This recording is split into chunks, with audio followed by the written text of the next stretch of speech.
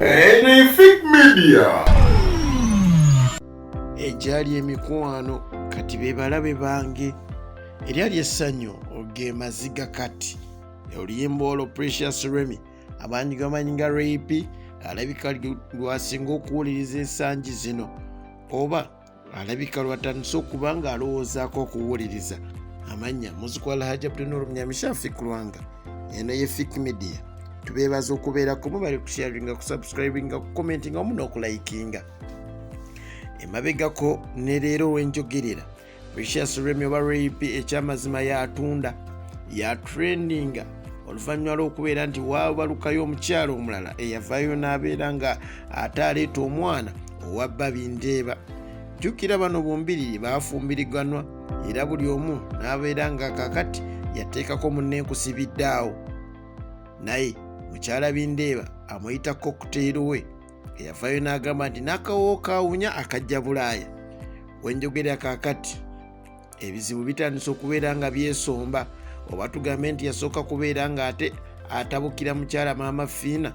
emisambwa ne givaayo ne gibeera nga ginyiiga oba agende yeetondera emisambwa simanyi mukama katonda nga bw'atalya nguzi omukyalo ono ayina omwana wa bindeeba alabika naye yavaayo n'abeera nga ate afukamira ku maviivi n'alaajanira omutonzi Precious Remy Rape wenjogerera kakati omulimu gwa Spark TV Live Wire niye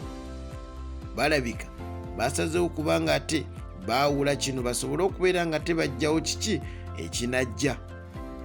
wenjogerera basobodde okubeera nga bateekawo omukyalo omulala agenda okubeera nga ate akola programu eno eya Live Wire ku Spark TV jjukira nti programu eno baali bagiwummuzaamu naye wenjogerera yasobodde okuba nga ate ekomawo Precious Remy Rape yavuddeyo n'ateeka ku mukutu gwe nti ekyamazima kaakati nange neeyita Iron Lady omukyalo ow'ekyuma era tusuubira nti bingi bikyasobola okubeera nga ate bivaayo naye mujjukire nti yatutte dda yasuubiza okubeera ng'atwala omu ku bannamawulire mu kkooti naye n'omukyala akayanira omwana yavuddeyo n'abeera ng'ate afuna balooya basobole okubeera nga batandika okugoba ku musango guno ate omwana twafuna obuyambi omukama akunkuumire sigadde ze muzikwala hajabdunuru mnyamishafe kulwanga